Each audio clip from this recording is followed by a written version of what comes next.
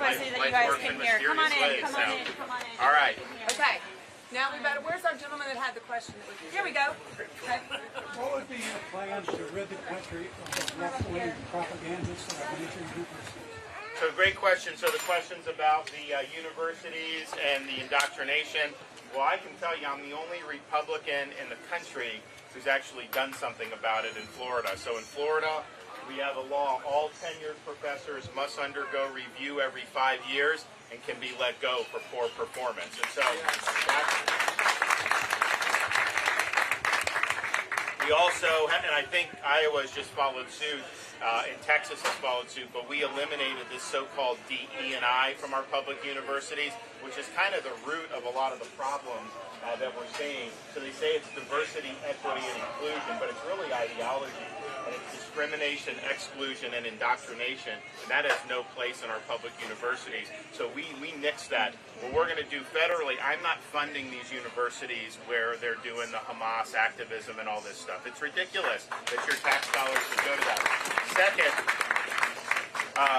the federal government, so universities have to get accredited in order to be eligible for like student loans and all this stuff. And these accreditation bodies are kind of just private bodies that are self-selected. And what happens is the universities have to jump through some of these hoops of DE&I because that's what the accreditors are saying. We're going to change the accreditation regime. So if you're doing a lot of this stuff, then we're not going to accredit you. We want universities to fulfill the classical mission of the university, pursuing truth, academic rigor, preparing students to be citizens of the Republic. That's what we need to be doing with that, and that's what I'm willing to support. But I am not, and then we have these foreign students who are demonstrating in favor of Hamas. They have no right to be studying in this country. It's a privilege for them to be here, and if they're making common cause with Hamas, I'm canceling their visas and I'm sending them home.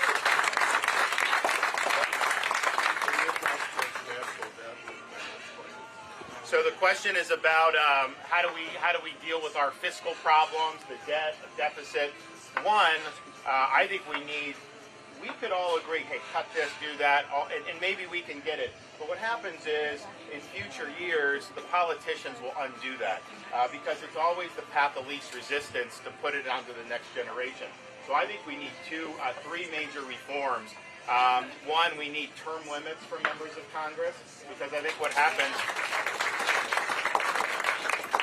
happens is they're always worried about the next election, whereas they should be worried about you're going to be there for just 3 terms or whatever we decide, and then you gotta leave a legacy. People want to look back and say that they did good on fiscal, if that's the case. 2, we need a balanced budget amendment for the Constitution. We need to require Congress the states have that. I have that in Florida. We've cut taxes in Florida by record amounts and yet still run surpluses, and we've paid down 25% of our state's total debt, which is important. So if you make them make decisions, then you know what? They're going to have to make decisions, and they can't just put on the credit card. Third, we need a line item veto power for the president. I vetoed billions of dollars in spending in Florida because it wasn't something that was necessary. And Congress will put these massive bills, budget bills, on the president's desk. You either sign it and accept all of it, or veto it and accept none of it.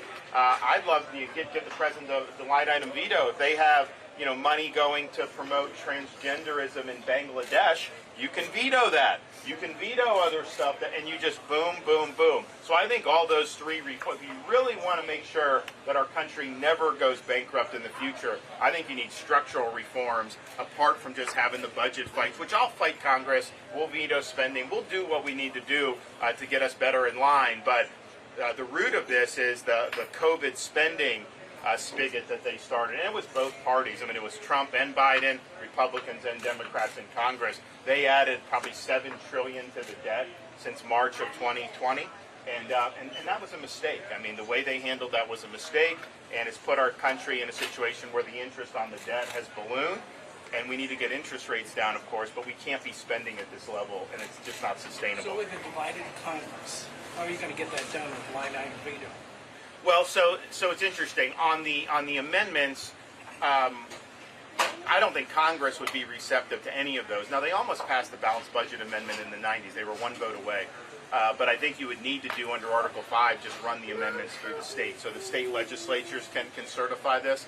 We've already done it in Florida for term limits and some of these things. I could use the bully pulpit to organize the states and so that they'll do it. Term limits is popular with everybody. A balanced budget amendment, I don't think the blue states would go, but if we get enough Republican legislatures, we could do that. And then line item veto would be interesting because it is a good reform.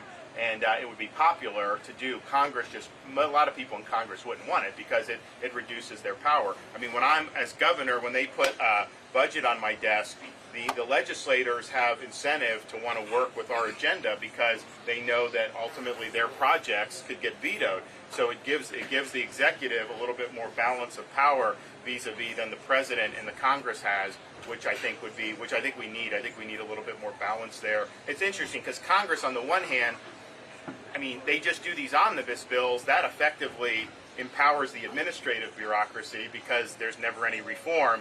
But on the other hand, they can pack so much stuff into this, and it's an up or down vote. You either, quote, shut the government down, or you sign a lot of bad stuff. If you had that line item veto, you'd be able to do a lot of pruning in ways that would be good.